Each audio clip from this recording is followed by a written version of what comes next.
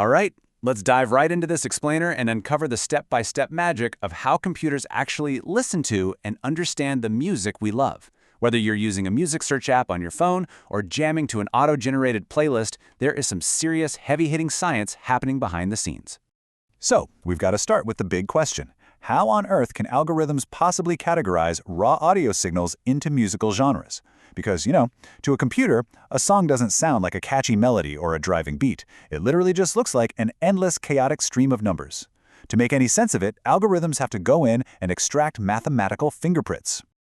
Here's our roadmap for today. We'll quickly cover how computers hear music, the basics of sampling and frequency, Fourier analysis, the MFCC extraction pipeline, finding the rhythm, and finally, how this all powers music recommendations. Let's get to it. Section 1. How computers hear music. Extracting the DNA of sound. Like we just mentioned, a raw audio file is really just a massive, complex stream of numerical values. For the computer to make sense of it, it basically acts like a detective searching for three distinct structural fingerprints buried inside that audio signal. First is timbral texture. That's the unique tone quality. It's what makes a trumpet sound totally different from a guitar, even if they're playing the exact same note.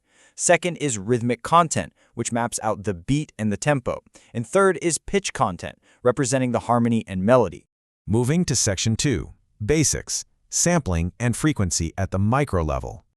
Before we can go hunting for those complex fingerprints, we absolutely need to lay down the basics of digital audio processing. If you're a student of computer science or audio engineering, these are your foundational building blocks. So, the crucial thing to understand is that computers cannot handle smooth, continuous, analog sound waves. Instead, they use a process called sampling. This means the computer takes incredibly rapid snapshots, or samples, of the wave at evenly spaced intervals. This creates a discrete digital representation that the machine can actually crunch the numbers on. We also have to define frequency. Frequency is simply how fast a sound wave vibrates, and it's measured in cycles per second, or hertz. What's super cool about this is that frequency is exactly what our human ears physically perceive as pitch.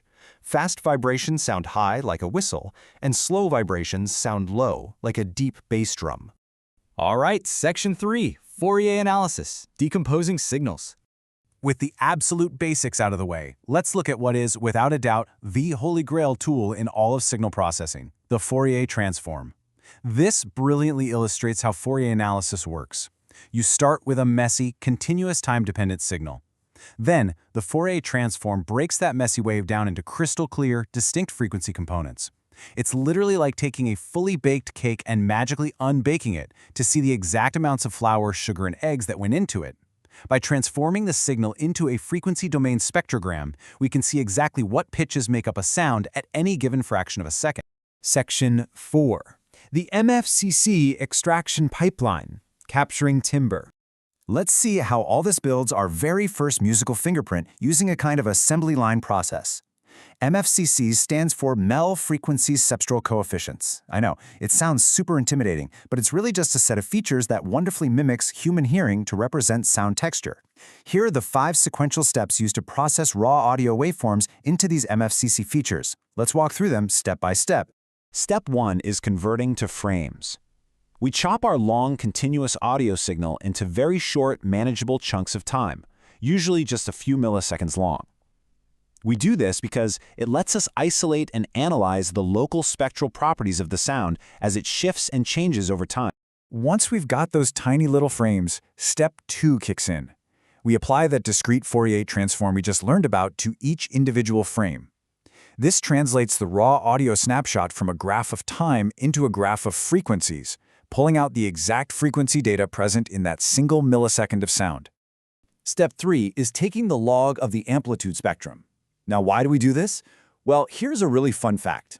Human hearing isn't linear at all. It's logarithmic. A sound with twice the physical energy doesn't actually sound twice as loud to our ears. By taking the logarithm of the amplitudes, the computer is mimicking the specific way we humans perceive loudness. Step 4 brings in Mel-scaling and smoothing. Again, this is all about copying human biology.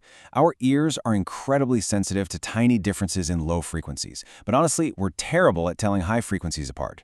Mel-scaling groups and smooths the frequencies, essentially forcing the computer to pay much closer attention to the lower frequencies, exactly like a human listener would. And finally, step 5. We use a discrete cosine transform. This is a neat mathematical trick to decorrelate the data, which basically means getting rid of redundant information and compressing it down. What we're left with is a compact, highly efficient mathematical fingerprint of the song's timbre. Section 5. Finding the rhythm. The beat histogram. Now, analyzing tone is a totally different ballgame than finding a beat. After all, a computer can't exactly tap its foot to the music, right? So, to find that rhythm, we use discrete wavelet transforms. Unlike Fourier transforms, wavelets are fantastic at maintaining time resolution. The audio is broken into octave bands, and the computer extracts the amplitude envelopes, essentially tracing the shape of the volume's peaks and valleys over time. By finding the distances between those repeating peaks, the system builds a beat histogram. This histogram literally maps out the dominant rhythms of the song in beats per minute, showing us exactly where the strongest pulses lie. Section 6. Powering music recommendations. So let's bring the whole shebang together. How does extracting these specific features completely revolutionize modern music search and recommendation systems? Well, by feeding our 3 calculated features into a statistical pattern recognition classifier, the computer suddenly gains incredible insight. The MFCCs give the computer the timbre, the beat histogram gives it the rhythm, and a pitch histogram, which is calculated through a process called autocorrelation, provides the harmony. By combining these 3 datasets, the computer finally understands a song's core identity, allowing it to group similar music and build the awesome recommendation algorithms you use every single day. And honestly, how well does this actually work? Check this out. Researchers found that utilizing just these 3 engineered features allowed a computer to achieve a 61% accuracy rate for classifying tracks into 10 distinct musical genres. That is a massive achievement. Why? Because that result is actually highly comparable to human performance when we're asked to blindly classify genres. Pretty crazy, right? I want to leave you with this pretty provocative thought.